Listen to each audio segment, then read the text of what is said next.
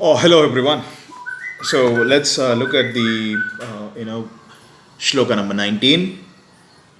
Veda vinashinam nityam ya enamajam avyayam katam sa purushaha partha kam gatayati hantikam.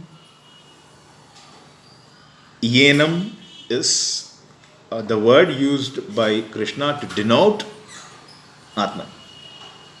So, he who cognizes the Enam, Atman, as indestructible, eternal, unborn, and changeless, how can he slay, O Partha, or cause another to slay?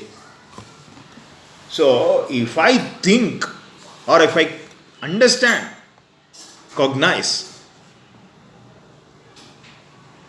Atman to be indestructible, then there is no way I'm going to kill. There is no way I can kill. There is no way I can even cause harm to it. And how can I even, motivate to harm it? So, that is what this means. So, let's go to shloka number 22.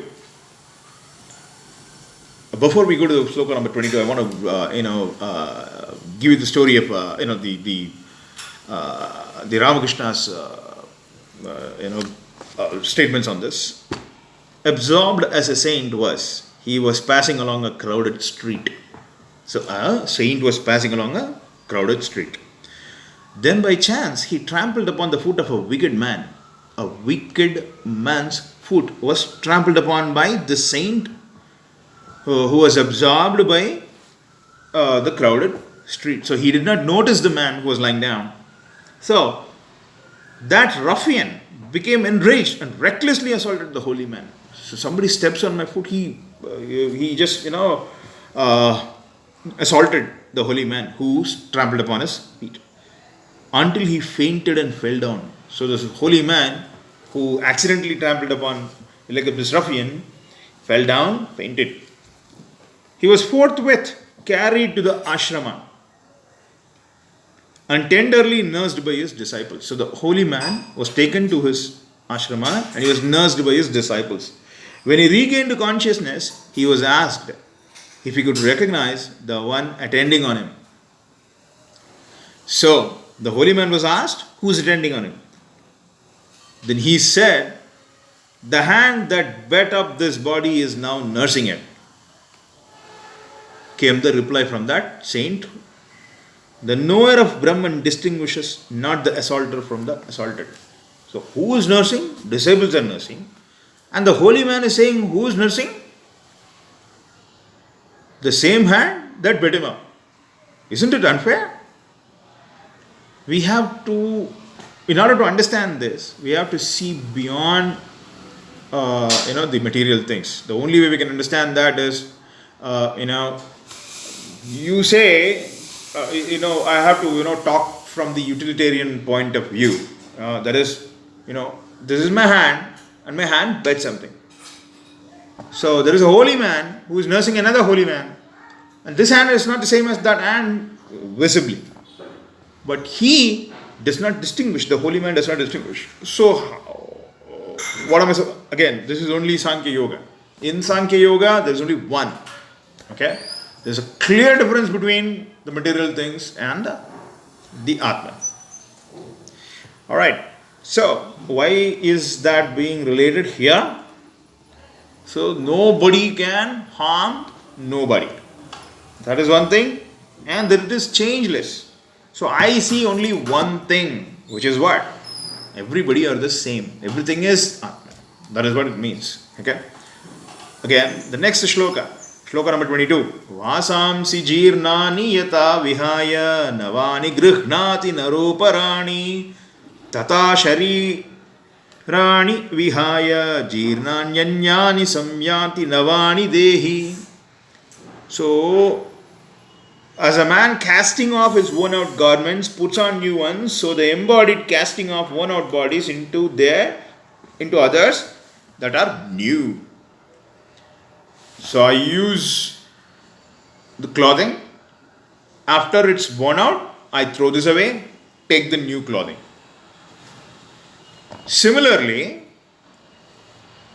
Again, I want to specify which word denotes Atma here, because he is still not used the word Atma.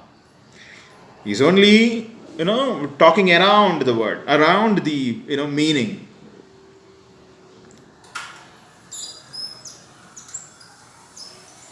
The embodied one, Dehi.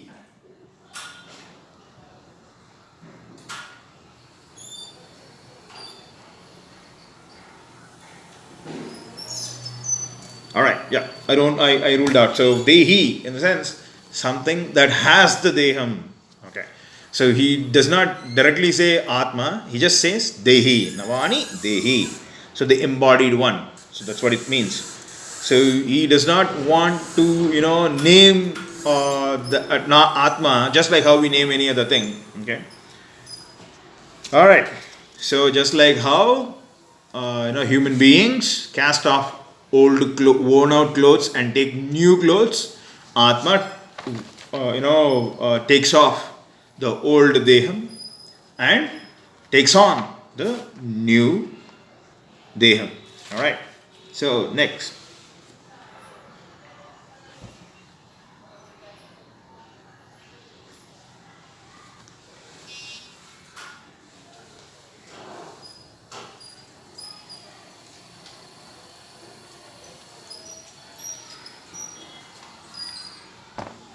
The snake and its slough are not one and the same. Even so, the Atman and the body are different, one from the other. Alright. Now, one of my favorite shlokas, which I discussed in previous, I'm just coming in the order now, which is Nainam chindanti shastrani, nainam dahati pavakaha, na chenam kledayantapo, na shoshayati marutaha. See, the previous shlokas impression on Arjuna's mind is, could be, all right, so you say something is, taking a new body. I see fire killing people. I see, a powerful wind can throw somebody out. It can dry somebody. And water, I know the force of the water is very indestructible. It even breaks the rocks. And, the Shastrani. I see people being killed because of weapons. The unasked question. Now he clarifies with the next step. Nainam chindanti shastrani. So, earth cannot cause, none of the four elements can cause harm to the Atman. Okay. Nainam. Let me, again, the word enam, this, the pronoun this is being used to denote the meaning Atma. Alright. So, how can we even understand this? This is going to take a while. This is just like, I know about theoretical geometry. I go back to those to understand. In the theoretical geometry, we have this, theorem, and they tell us to prove it. There is no, live way of proving it. We have to derive the proof. The theorem is derived based upon a proof. Like, the hypotenuse square is equal to the sum of the squares of the other two sides. So the Pythagoras theorem, I believe so, I'm not sure. So, something similar to that. So, how do they prove it? They prove it with the derivations. The derivations are a list of steps that take us to a given, the already proven stuff to the the theorem that we are actually trying to prove. It's something like that. So, all right. So let me read out the Ramakrishna's quote. Atman remains unaffected by mundane things. Pleasure and pain, virtue and vice, dual states such as these do not have sway on it, but they affect the person identified with the body. Smoke tarnishes the wall, but not the space within them. Right, great. Nobody can match this. All right. So, I can only cut something that is mundane. I can only cause harm to something that is worldly, that is a material. But I cannot cause harm to something that is being identified with Atman. That is what this means. So, Nainam Chindanti Shastrani, something definitely it is not made out of these four elements. Okay. Nainam Dahati Pavakaha. It is not made out of any material that can be burnt by fire. That is very clear in this. Nainam Na chainam kledayan tyapo. So this is not a material that can be, that is completely waterproof. So this does not mean waterproof material. Atma is not a waterproof material. It is completely waterproof, fireproof, not only waterproof. Waterproof, fireproof, and then earthproof, and then nashoshayati maruta. So it's airproof as well. So nothing can even affect it. Achedyo ayamadahyo akledyo ashosya evacha nityah sarvagatah sthano achalo ayam sanatanaha. So these are qualities of Atman. So he is just again, let me just go to the I am. You're here using the word I am to denote the word Atma. He is still not used the word Atma. We use it. Please understand. So it's we use Atma. That is no wonder why there is so much, arguments that follow. No wonder, because he knows very well Arjuna is in a state of dilemma. Arjuna is in a state of grief. So he is unclear. So you cannot be again another unclear person to go back and try to clarify his unclear state. Okay, a confused state. So you have to be very clear. No wonder he uses the precise word I am. Achedyo ayamadahyo akledyo ashosya evacha. This self is uncleavable, incombustible, and neither wetted nor dried. It is eternal, all-pervading, stable, immovable, everlasting. So, number one, uncleavable, incombustible, neither wetted nor dried. It is eternal, always exists, and it is everywhere, all pervading, stable, it does not change, it does not move, and everlasting. It exists everywhere. Where is the movement? Okay, so we are only talking about movement when there is two maximum points. Okay, so let's say this is point A and this is point B. Now the movement can only exist between these two if we only are looking at the context of the boundary within these two distance points. All right. But Atma is everywhere. So where is point A and point B for it to travel? So traveling happens when I am in Bangalore and I travel to Srirangam. So I am here today. After I have traveled to point B, which is Srirangam, I am not here. I am there. So I cannot be here and there at the same time, whereas Atma can be. So this is what he means by immovable. Doesn't mean that it is motionless or it has a locomotive disability. All right. So an everlasting. It always exists. So okay. Why? Now, when you say always exists, what does that mean? Something that exists in one point in time and it does not exist in another point in time. The people in the people are born and people pass away. People exist at one point in time. People don't exist in another point in time. So initially, he said it does not have any